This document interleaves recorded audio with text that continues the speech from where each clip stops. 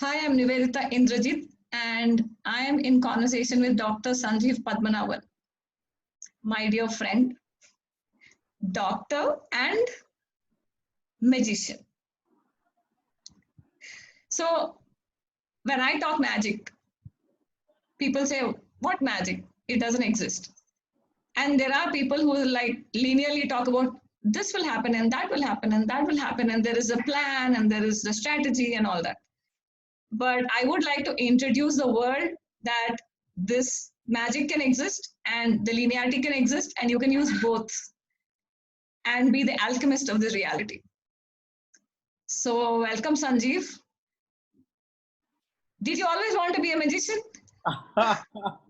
Thank you for having me on your show. I think you are really like the Oprah Winfrey of India. So this is brilliant.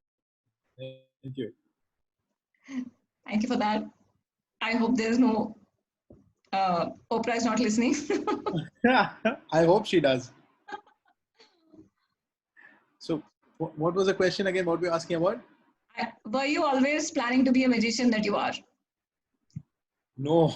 I was just a teenager who was wondering, will I make it in my life? Will I, you know, will there be a day when I wouldn't be depressed? That was my reality when I was 14. Every day school was such a struggle. I was extremely hyperactive and all over the place. And my mom was a teacher in the same school. Oh, And that was my reality back then. And like every day, some complaint or the other about me, or his son is too talkative. His son is like, he's just running around the classroom. He's in sixth standard. Why is he still running around and all of that? From there to today, graduated as a doctor and being the youngest access consciousness certified facilitator. It's dream coming true and dreaming more and more. so how did you actually move from that space of that 14-year-old to choosing which is good for you? Oh, So I'm sure there has not been anybody saying this is the plan. I think you should follow it to be happy, right? I'm sure you would have chosen. I You would was have, not choosing. Initially, I was not choosing. My sixth standard, seventh standard, eighth standard in school, ninth standard, 10th standard were all depressive. Depressive in the sense, I didn't know that you could just be happy. I thought that things had to happen, and then for 10 minutes you'll be happy in a day, or 5 minutes in a day you'll be happy. Rest of the time, I thought everybody is depressed. I thought that is reality. okay. There was so much of conflict in school, at home, everywhere conflict. I How was did that fighting against, change? I was fighting against this reality. Huh. Then when I came to class 10, at the end of class 10, I just made one choice. I'm like, I don't know what this is, but I just know that something else has to be possible. I was just fed up with life as it was, the rat race, especially in class 10, the whole rat race begins. Okay, so you have to, I'm from South Indian family, right? So this whole thing of, okay, you need to get into IIT, you need to do that, you need to plan for your, there's so much of this bombarding that happened. I was like, fuck this, I'm out of this. So for class 11, I myself told my mom that, like Rishi Valley, there is this boarding school Yeah. Madanpur. in Puttaparthi, Satya Sai, Puttaparthi. Okay. where it is in Andhra Pradesh, where it's like a isolated place with a lot of greenery and all, and then it's like a gated community. You're in that place, something like Auroville kind of a setup, where you are more living in harmony with the nature and basically for inner exploration. So I was like, I'm fed up with this reality. I will just go there. And my parents are like, are you sure you want to go there? Because that's like an ashram, you're living in an ashram 5 years. I chose to be there for 5 years. I went, signed up initially for 11th and 12th. I was like, yeah, I want to go and explore something else, city life, city living, and same, this culture. I'm bored of this. I've never seen a village. I've never seen more greenery. I don't know what all this thing is about. And I don't know, randomly it came in some website or some magazine or something. I was like, I want to go to this place.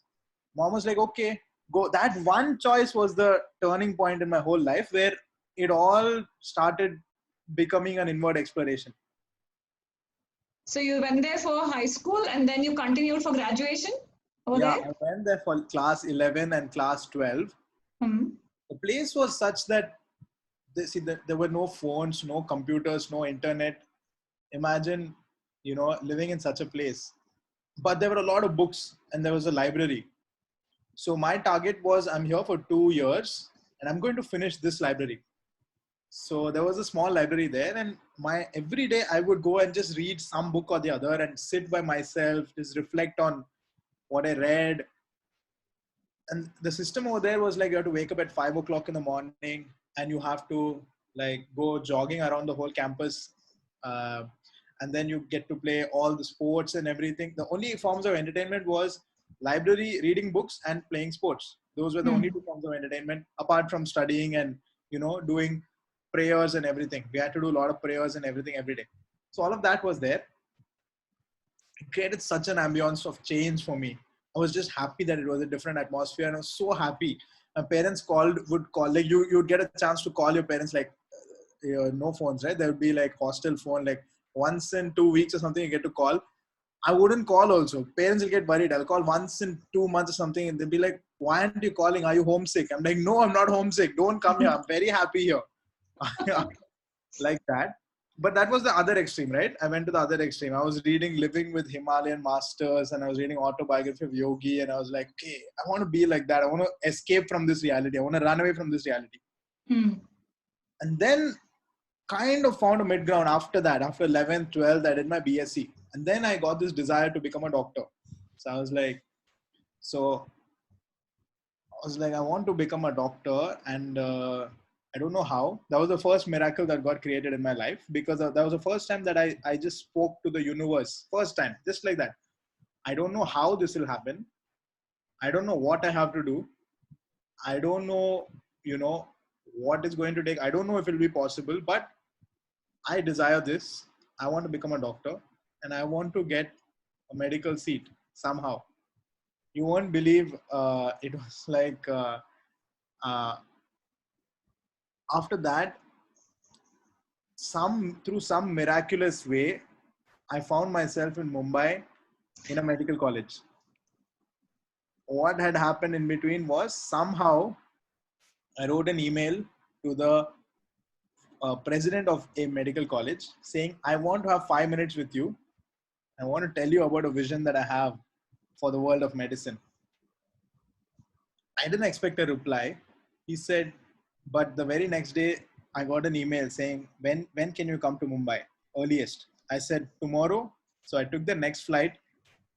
That was the first time in my life I went by a flight actually. I'd never traveled in a flight before that.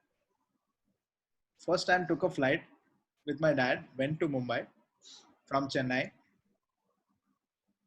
and I was waiting outside his interview room, outside his office, right? And I'm doing that whole universe talking thing again. I'm like, I don't know what I'm going to speak.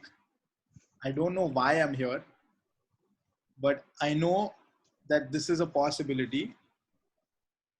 And if this happens, I know that I'm going to get a medical seat or something like that. So help me. So whoever is out there, whatever is out there, help me. Speak through me. I don't know what I spoke in that 5 minutes. I just spoke to him some vision of hospitals, like what hospitals can be, what healthcare can be. And if he took me in that college, what I can do for that college and for him. He was so impressed. He was like, you're a 21, I was 20, 19 or 20. You're a 20-year-old boy and you are talking all this, vision and all this. And like you are saying, you're not asking me to give you a medical seat. You're saying if I take you, you will change my college. Like, I appreciate your guts. For that very guts, you are invited. Come. I said, I want scholarship. I can't pay this huge amount of medical college fee and all, which is in so many lakhs, private college. I want scholarship. Can you give me? He said, your very guts to ask is amazing. I will give you scholarship. So that was the first Amazing. magic miracle that happened in my life. I went to Mumbai. I don't know Hindi, nothing, just from scratch. picking up Hindi, learning some Hindi, and working on myself. 5 years of MBBS, I just loved it because I love the human body. So getting an understanding of the human body from inside was just amazing. My favorite subject was embryology. uh, Getting an understanding of how just one cell, one sperm and one ovum, when they fuse from two cells, how you actually go through the whole process of evolution. You become a fish. Like fish, you get gills when inside the embryonic sac. Okay, Okay. the amniotic sac, you develop gills, and then you forget that, and then you become, you look like a tadpole when you are developing, like an embryo. You look like a tadpole, like an amphibian. You like a fish, and then you develop a heart, the two-chambered heart, then a three-chambered heart, like birds, like, and then four-chambered heart develops. So you become like a fish, you become like a frog, you become like a bird, then you become like the mammalian body comes. Okay, so looking at that, that just fascinated me. It's like the whole of creation is reflected in the very development of one human embryo. Yeah. That, and like the genius that it's such a genius, like the development of the fingers. Like you see how the fingers develop. You think that maybe like some cells would come like this and cells would develop like that. It's actually not like that. It's actually you develop like a web of a frog, like how the frogs have a web fingers, and through a programmed cell death, the web dies in between. How do we know this? Because some children were born with the webs. Oh. So, yeah, that's how. And when you're studying embryology, when you're studying the body, head over heart, heart over head, it's literally that happens. So initially, when the fetus is like this, the heart is above the brain. Then when the head of the fetus just rises up like this, the brain goes above and heart comes below. So initially, while developing, your heart is above, brain was below. Then the heart goes down and the brain comes up. It's like organs are moving and developing. These organs, the way they are, there's a genius mechanism by which it's developing. You know, Yeah. like kidneys and your reproductive organs are formed from one tube. One tube will get formed. Then from there, kidneys will move up, testicles will move downwards, and then what? Every embryo while developing is developing as a female Hmm. first. Okay. Then there is a testosterone, a hormone gets activated. Okay. That makes the clitoris elongate and forms the male penis. Okay. How do we know? Because some were born intermediate. Some children are born intermediate with the deficiency of that hormone. Okay. So this was just fascinating. The development of the human body. Anatomy and embryology were my favorite subjects in first year. I always topped it and always got the gold medal there. And the way I looked at it, I didn't see anybody looking at it that way. Like everybody was studying for marks. Everybody was like, okay, ye exam mein aayega, ye exam. I didn't study it from that way. I studied from like, wow, what a masterpiece this body is. What an ingenious design. Like your alveoli that are there in the lungs, the way the cells are developing like this, like how in plants you see the dichotomous branching, Right. Right. leaves are splitting two, same dichotomous branching you see outside is happening in the lungs also. Your alveoli are branching like this, two. And if you count the total number of alveoli, it will always be one of the numbers of the Fibonacci sequence. Oh, If that's you measure, interesting. and if you, it's a natural number in the universe, right? Yeah. So you can understand the whole universe by studying the body. It's like if you divide the distance between the earth and the sun, divide that distance between the earth and the moon, you get one ratio, you get one number, the golden ratio.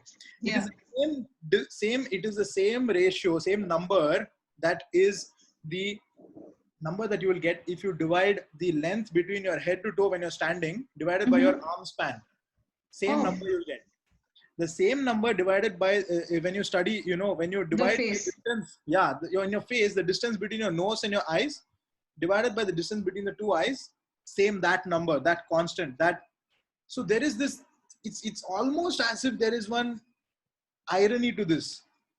The irony is that it's it's not complicated. It's that same simple symmetry which is manifesting everywhere in this universe. It's almost as if the creator loves this number and playing with this. And when I would be studying, I would be thinking of all of these things, and I would be fascinated, like how is astronomy related to the body? How is botany related to the body? Because I in my BSc I was just studying plants and I was getting bored. But then I could find so many similarities between the vascular system of plants. So plants have vascular system, okay? There are tubes going in, xylem, phloem, water moving from the ground to the plants. Yeah. Same way in your body also there are arteries and veins. There are arteries and veins. So it's as if when evolution took place, we all had the same needs, same external requirements to which we adapted. So the plants thought, okay, so let's adapt this way and let's develop this. The other animals, dolphins, they thought, okay, let's make this. The human systems that evolved, okay, let's make this. So the function is same, structure is different. So I would think that if one gene had gone one way or the other, or if one particular species in the line of evolution went in a different angle, the way we would appear today would be totally different. Perhaps we might have the nose above the head or head above, something like that. Yeah. So the body, study of the body is what fascinated me so much.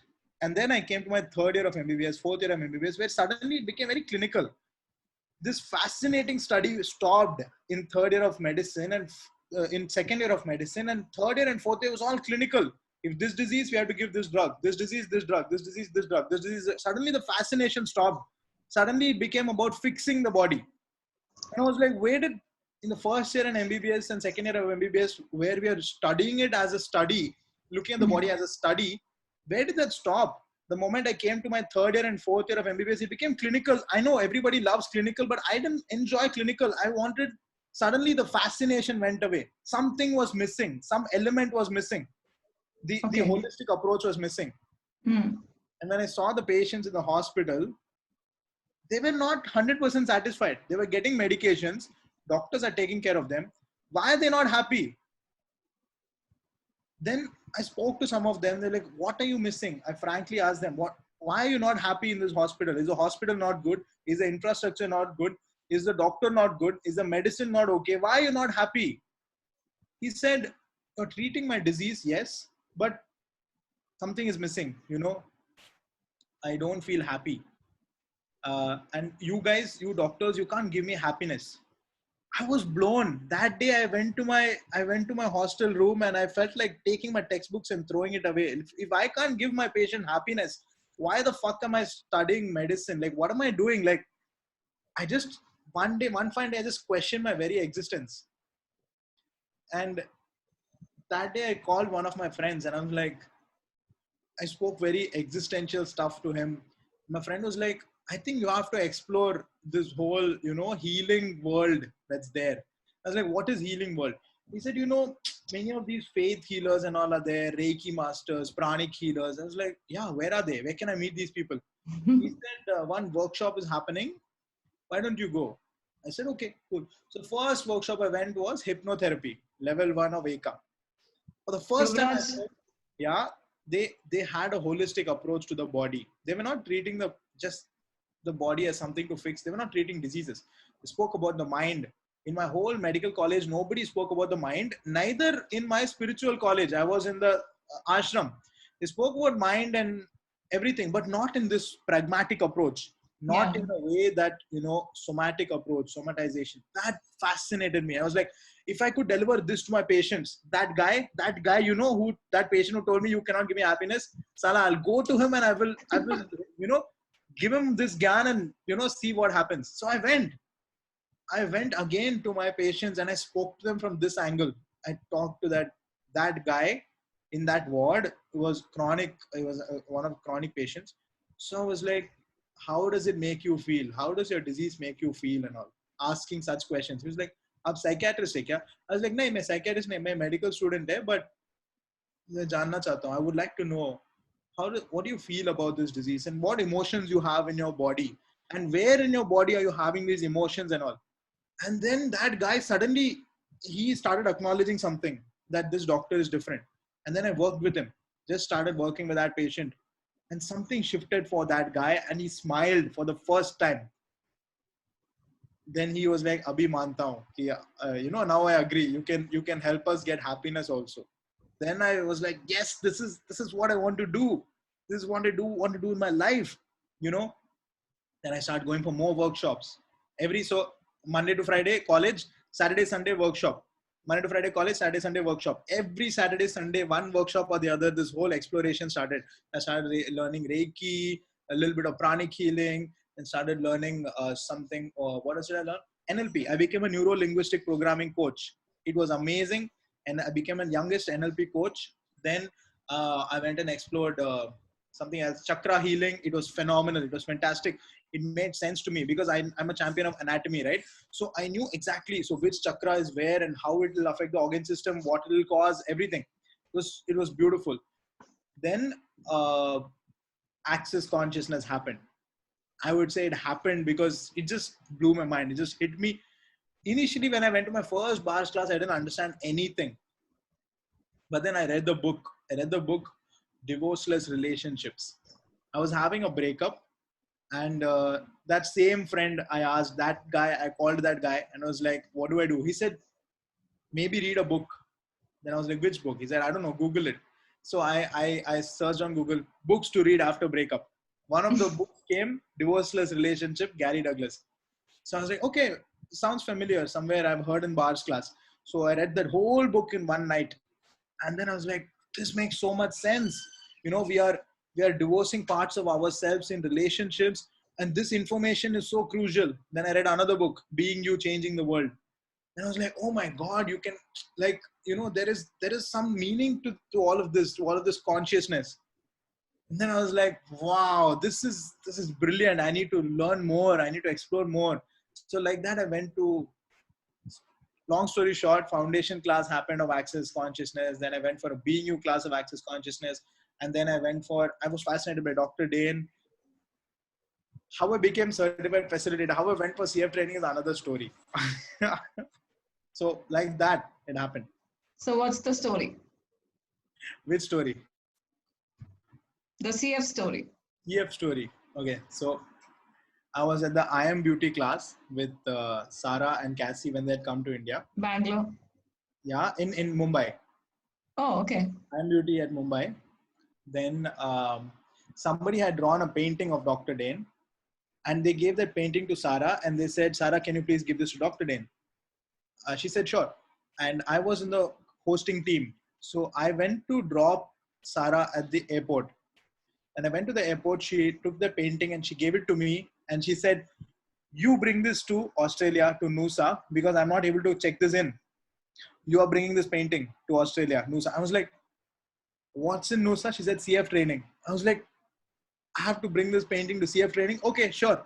I'll bring it. And then she was like, so that means you're going to be a CF, right? I was like, I never thought about that. So she tricked me into it. And I had said, okay. And then she said, bye. I didn't have time to think. And she went into the terminal. I'm outside Mumbai airport clutching Dr. Dane's painting and looking at the painting. And I was like, I have to go to Australia or what? I had never been outside of India. Never. And the first time, and then I'm calling my dad. I'm like, I need money. I want to go in December. This is in December. The next December is CF. And this incident has already happened in some couple of months before that. Right? 4 months before. Then I call my dad, I need money. Dad is like, you have funded yourself all time. You create the money. I was like, I need to go outside of India. How do I do all this? He said, first you try, figure out a way. If you can't, then I will help you. Then I just, called some agent and all. How does one go outside of India? So he told me you have to apply for visa and all of that. So I applied, I happened to get the visa somehow. And then with that painting, I'm going via Thailand. Okay. So and I'm so nervous. I've never been outside of India. I'm traveling alone. I don't know why I was so nervous. Perhaps I was excited, but I felt like I was nervous. Then and that painting, I should say the painting actually took me there. It was like, I didn't feel alone because the painting was there with me. Painting of Dr. Dane was there, and Yeah, Dr. Dane was traveling with you, no? and then what happened? I'm in the. I got down at the Thailand airport. Right, got on Thailand, connecting flight, next flight to Australia.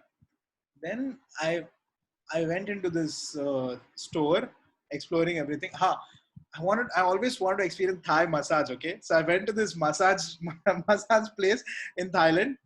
After that massage place, I come out and I'm walking out with my luggage and everything. And then suddenly I remember I'm in the airport. Oh my God, I've forgotten the painting. Where's the painting? And then I turn around. The painting is following me. Painting on two legs. I don't what? It was that lady, the massage lady was carrying the painting and she was like, "Excuse me, sir, you forgot this." I was like, "Thank you." It was like the painting was following me everywhere. I tried to check it in. The guy says, "Sorry, you can't check in the painting. You have to hold it in your hand." So I literally had to hold it in my hand from India to Thailand to Australia. I go there, I land there, and I look at the painting and I'm like, "You got me here," you know. And then I went to Australia to Nusa and gave the painting to Dr. Day, and he gave me a hug. He said, "Thank you for getting it all the way." I told him, "No, thank you for getting me all the way." So that's the those moments of miraculousness, those moments of choice where you're making choice. So when I said yes to Sarah, I chose CF training, and because I chose, everything happened. The visa happened, the prereqs got fulfilled, the money showed up. So, and when I chose to become a doctor, everything fell in place. Like the magic and the willingness to. So that's the energy of the miraculous. Okay, it's that knowing that it's a knowing that something more is possible beyond what you think you beyond what you think you can figure it out, more than the linear constructs. Beyond that, there is an intelligence, there is consciousness, what we call as consciousness. So consciousness has its way, and you can allow it to have its way through you. So every time I do a class, I say, consciousness, I'm working for you, work through me. And I don't know, some brilliant words come out of my mouth. I do some amazing facilitation, and participants be like, wow, that was amazing. When I go back and watch the recordings, I'm like, was that me? Did I say all that brilliant stuff? Did I facilitate all of that? That has to be consciousness working through me. And yes, I'm making the choice. I acknowledge the choice, and I acknowledge that there is this energy of miraculousness available for everybody to choose. Will you let it in? Is that question. Will Yeah. you allow that miraculousness, that there is something, can't put words to it. So in access consciousness, we call it the elementals. We call it the quantum entanglements, Yes. right?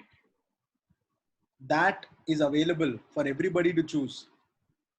And if you You ask, know, yeah, Dr. Wayne Dyer was influenced by Carlos Castaneda. He said one has to be a sorcerer. A sorcerer is one who lives off the source. wow. So I see that, and I wish that to a lot of people. I wish that exists like everyday business.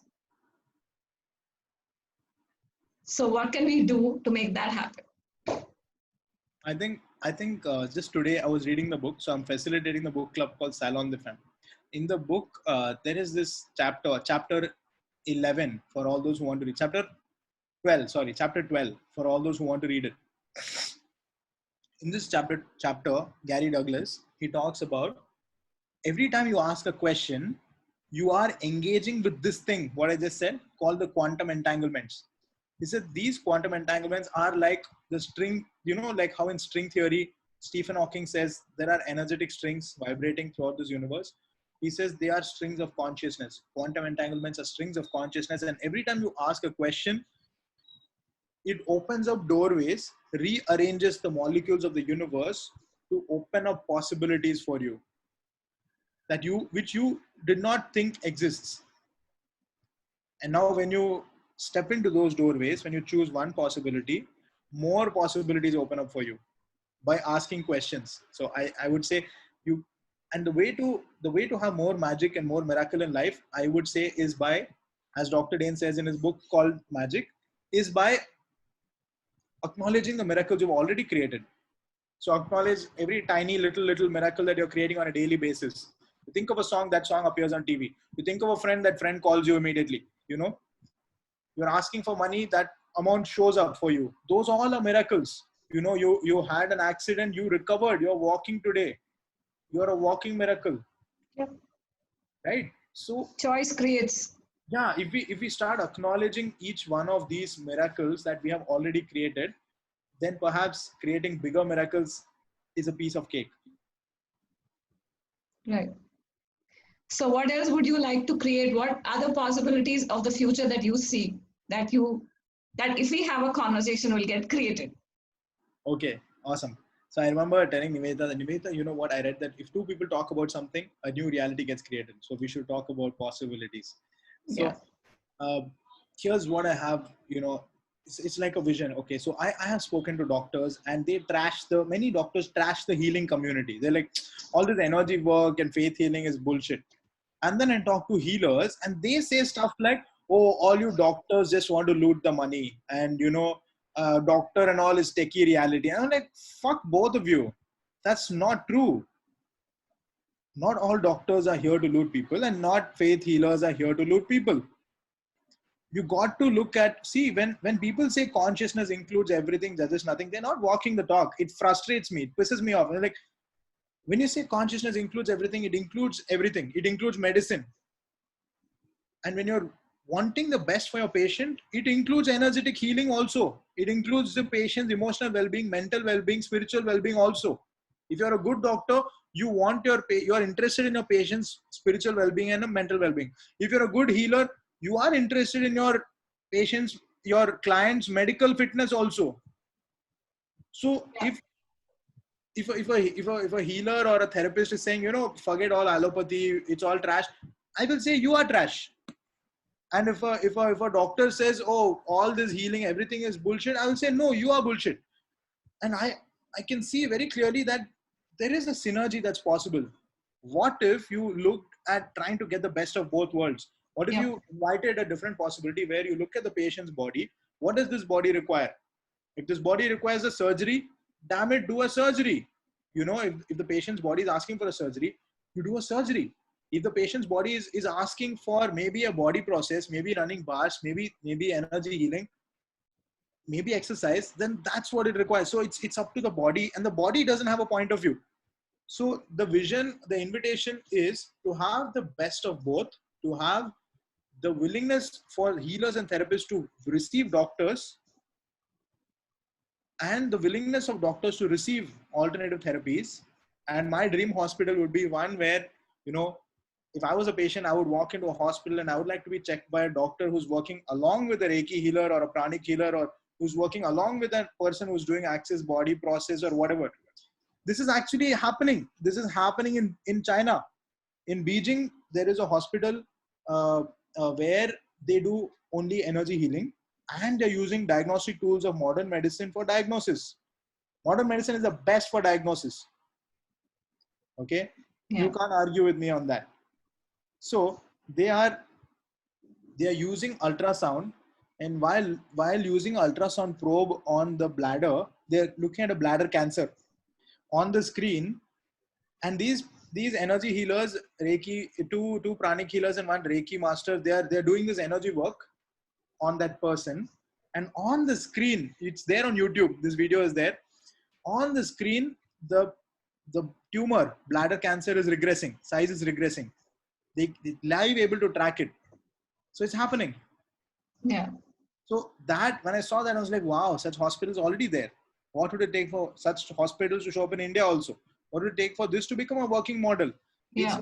today, if somebody is having you know, right now due to Corona situation, somebody is having severe cough, cold, you go and get a checked, right? So one thing, that a starting step would be mental health awareness, by making mental health checkup a usual practice. And under Yeah. the scope of mental health comes emotional well-being and spiritual well-being also. And in that umbrella and in that niche, all the healers can contribute, all the therapists can contribute into emotional wellness, spiritual wellness, mental well-being, right? Yes. So I think that is a Let's possibility. have that. I would Let's have want that. us all to have. When, like you said, when I met with the accident and I spoke to Dr. Anthony, he said, receive from the hospital, receive from the doctors, receive from your body, receive from the processes, receive. So the key word there was to lower your barriers and receive from everything. So on that note, if you have anything else to say, otherwise I will say thank you so much for being in conversation with me. And it Thank was such a pleasure. And it always is. We also divert flights from different cities, right? So I was flying from Chennai to Mumbai, and Niveditha had an ask. Sanjeev should come to Hyderabad and do a class. For some reason, flight going to Mumbai gets diverted because of rains and storms in Mumbai and lands at Hyderabad. And landed at Hyderabad and I'm calling Niveditha, what do I do? She said, come home, do a class. I did a barge class for people at Hyderabad over there. So magical ask of Niveditha. Thank you. Thank you so much for coming here and talking about this because I would like everybody to hear about the magic. I would like to everybody to believe in magic and use it to the best. Yep, I think magic is available for everybody. Miraculousness is available for everybody. If only you don't limit yourself with the definitions of, okay, this is possible, this is not possible. Everything is possible. Just it's one question away. You have to ask one question. That question is, what would it take, or what would it be like for this to manifest, or something like what else is actually possible here. So if using these questions, you can have any miracle available for you. Thank you. Thank you, thank you, thank you.